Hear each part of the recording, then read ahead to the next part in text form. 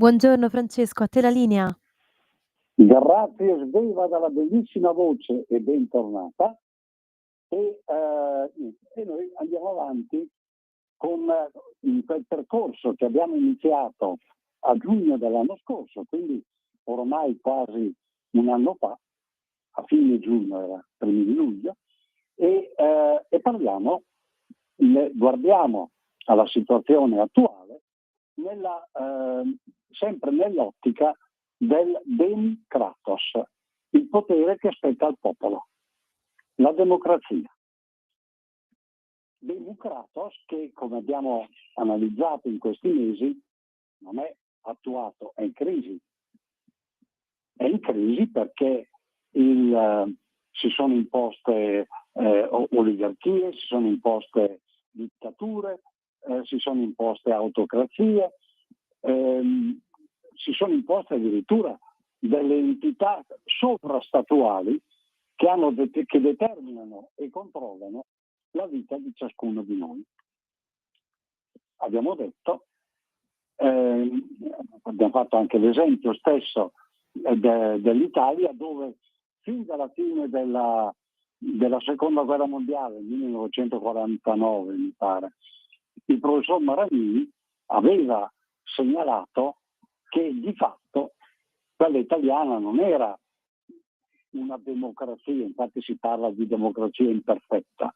In realtà non era una democrazia, dice il professor Maranini, divulgato dal giornalista Roberto Lucifero, cugino del rappresentante dei Savoia, perché non di democrazia si trattava, ma di partitocrazia, laddove i partiti vanno a occupare quelli che sono i gangli di quel potere che dovrebbe spettare al popolo e non ai partiti.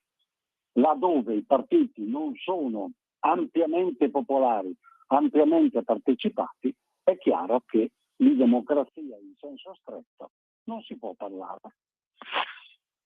Questo è il quadro che abbiamo delineato. Abbiamo poi delineato un altro quadro basato su quelle dottrine politiche che sono il patrimonio, il grande patrimonio sconosciuto e misconosciuto della Lega: autonomia e federalismo.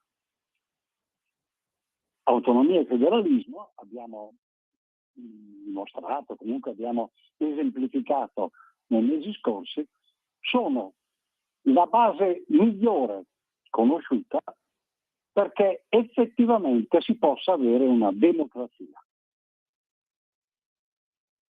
Sono la base migliore perché garantiscono sia la partecipazione sia la possibilità di effettivamente incidere nelle decisioni. Certo, che cosa serve? Perché sulla base dei principi dell'autonomia e del federalismo e sulla base del principio di sussidiarietà si può, di autodeterminazione dei popoli, di sussidiarietà, si può arrivare a una efficace democrazia. Serve che il popolo sia consapevole dei suoi doveri, dei suoi poteri, che sia unito, sia compattato da costumi largamente condivisi, dai quali discende il diritto e dal diritto le norme specifiche di attuazione di quel diritto generale che discende dai costumi. Ora, questo come quadro generale. Abbiamo detto autonomia e federalismo possono essere la struttura di base che può essere sfruttata anche da altri sistemi. Abbiamo fatto l'esempio della rete di base della Chiesa Cattolica. La rete di base della Chiesa Cattolica è in sostanza fondata su quei principi. Si parte dalle parrocchie, alle diocesi, alle conferenze episcopali regionali, e su fino al papato, eppure al vertice ci sta un monarca assoluto, l'unico monarca assoluto sopravvissuto nella storia. Questo perché? Perché nella Chiesa Cattolica c'è una fede. Quindi, sotto questo aspetto, un'organizzazione di questo tipo supporta bene una finalità che è condivisa da tutti i fedeli. Abbiamo detto quindi, quando utilmente, così come sopravvive da 2000 anni il sistema, la struttura, la rete della Chiesa Cattolica, così come sopravvive da 800 anni la Confederazione Elvetica, basata sugli stessi identici principi e valori, seppure in un territorio più ristretto, così si può procedere all'interno di qualunque popolo che voglia giungere a una democrazia compiuta. Io non dico che non possano esserci altre strade, basta dirmi quali sono e spiegarmele, perché io non le ho ancora conosciute, ma questa strada sicuramente c'è, è attuata ed è praticamente attuabile. Quindi serve perché sia al centro di questo Kratos che consegue a un sistema, a un metodo autonomista e federalista, serve un popolo che abbia coscienza di essere tale. E il problema grosso, il problema dell'attuazione della democrazia è il popolo. Nel momento in cui un popolo è frammentato, diviso, non ha principi e valori condivisi e scopi condivisi, non ha quindi un senso di direzione, non ha un territorio che riconosce come suo, non ha quindi una sua particolare coesione, sarà un aggregato di persone, ma non è un popolo. E questo è uno dei problemi che sono stati posti in questi ultimi decenni, là dove si proclama l'apertura indiscriminata, anzi l'abbattimento delle frontiere, si proclama la distruzione del popolo. Poco da fare. È la storia che lo insegna. Un popolo deve essere necessariamente collegato, proprio per la sua materialità, per la sua definito in un determinato territorio o in determinati territori. Lo dimostra nel bene e nel male, a ragione o torto, non sono qui a dare giudizi di questo tipo e me ne guardo bene. Lo dimostra la volontà espressa dagli ebrei, anche in modo anche con soprusi, veri e propri soprusi, dei sionisti quantomeno, di voler tornare nella terra di Israele, quella che la Torah definisce tale. Giusto o sbagliato che sia, però la necessità per un popolo che era disperso e che era ghettizzato in tutte le parti del mondo di avere un proprio territorio di riferimento è un dato inscindibile, è un dato dal quale non si può prescindere. Ora, la stessa cosa si verifica nella situazione italiana. Un territorio da difendere, un territorio in cui un popolo è consapevole di essere tale e lavora per essere tale. All'Italia, da un certo punto di vista, il sistema, il metodo autonomista e federalista dovrebbe essere facilitato, più connaturale. È quello italiano unito da un'arte che certamente ha un filo conduttore comune dalle Alpi fino alla Sicilia. Basta guardare le nostre cattedrali, le nostre chiese. Ha un filo musicale dalle Alpi alla Sicilia.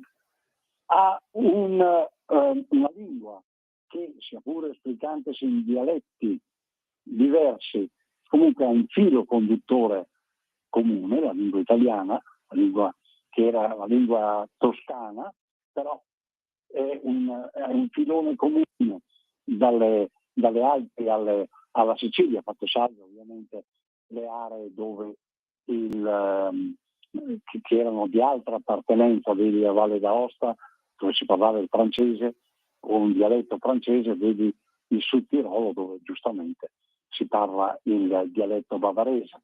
Ora, questo filo conduttore comune ha attraversato la storia con diverse appartenenze, diversi domini, sono stati dominati un po' da tutti sostanzialmente. Si diceva Francia o Spagna purché se magna. Ecco, questa è stata un po' la caratteristica del popolo italiano. Quindi il metodo autonomista federalista dovrebbe essere di immediata applicazione, perché effettivamente corrisponde a un dato storico, a un'esigenza storica. Sono popolazioni diverse, sono popolazioni che hanno avuto una storia diversa, unite da tratti fondamentali comuni, per i quali richiedono comunque, oltre che da un punto di vista territoriale, con i mezzi di trasporto che ci sono oggi e di comunicazione, richiedono una unità. È vero, come più volte ricordo le narrazioni quando questa radio si chiamava Radio Padania, è vero che l'unificazione d'Italia fu agevolata dagli inglesi, fu voluta dalla massoneria inglese in unione con l'appartenenza massonica dei Savoia. È vero che i plebisciti sono stati dei simulacri di decisione, tutto vero, però è anche vero che c'era oggettivamente una necessità storica che è stata interpretata e applicata in modo, tra virgolette, sbagliato, partendo dalle esigenze e dalla volontà di una corona, di un reame, quello piemontese, dei Savoia, il quale ha voluto imporre la sua quasi esclusiva struttura e determinazione. In realtà l'Italia andava composta, o avrebbe dovuto essere composta, o meglio organizzata, in modo, fin dall'origine, in modo assai diverso, su basi ovviamente, naturalmente, federaliste e autonomiste. È quanto già agli inizi del secolo diceva la dottrina sociale della Chiesa. La dottrina sociale della Chiesa che ha avuto un ulteriore incremento sotto questo profilo con l'enciclica 40° anno del grande Papa Pio XI. Però è quanto diceva già allora la dottrina sociale della Chiesa con le 3 encicliche di Leone XIII, la più nota delle quali è la Rerum Novarum, quella che si dice che è lo scritto, la lettera enciclica fondatrice della dottrina sociale della Chiesa per il secolo XX. E lo diceva chiaramente, lo dice agli inizi del secolo lo stesso Don Sturzo, fondatore del Partito Popolare, laddove Don Sturzo parlava di regionalismo. Precisiamo. Parlava di regionalismo, Don Sturzo, e lo dico con cognizione di causa, perché Don Sturzo apparteneva a quel mondo di fermento sociale che era agitato nel mondo cattolico, allora predominante, il 90% era cattolico, il 90% della popolazione, determinato dall'opera dei congressi di cui forse nessuno saprà assolutamente nulla. La stessa storia della Chiesa ci passa sopra, perché sono stati momenti di lotta, di traversie, di contrapposizione di opinioni, perché da un lato c'era chi voleva una socialistizzazione della Chiesa, dall'altra parte c'era chi voleva semplicemente adottare un metodo autonomista e sostanzialmente federalista. Lo Sturzo diceva regionalista per un motivo. Pensate come si sviluppa la storia, per un motivo semplice, perché mentre nelle città del nord, in ogni borgo, in ogni quartiere c'erano associazioni, c'era una vita culturale e un modo di rapportarsi diverso da un quartiere addirittura all'altro. Parlo di Brescia, di Bergamo, di Milano, di Padova, di Vicenza, mentre questo al nord era un dato di fatto, e con propri costumi, addirittura con proprie manifestazioni.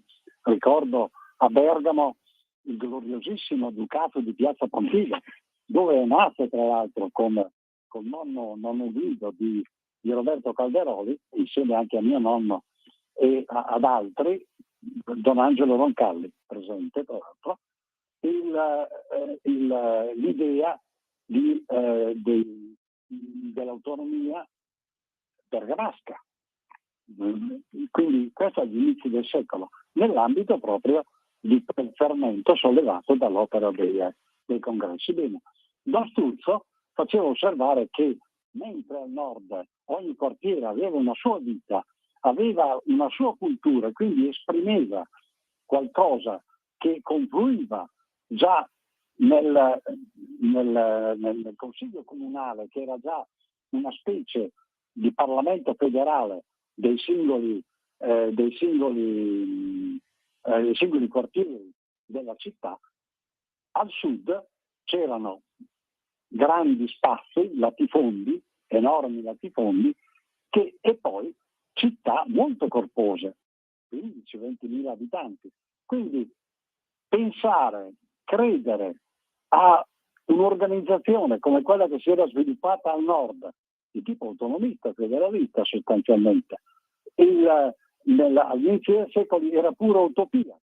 Bisognava pensare a un regionalismo, cioè a una base molto più allargata, laddove questo si sarebbe potuto attuare.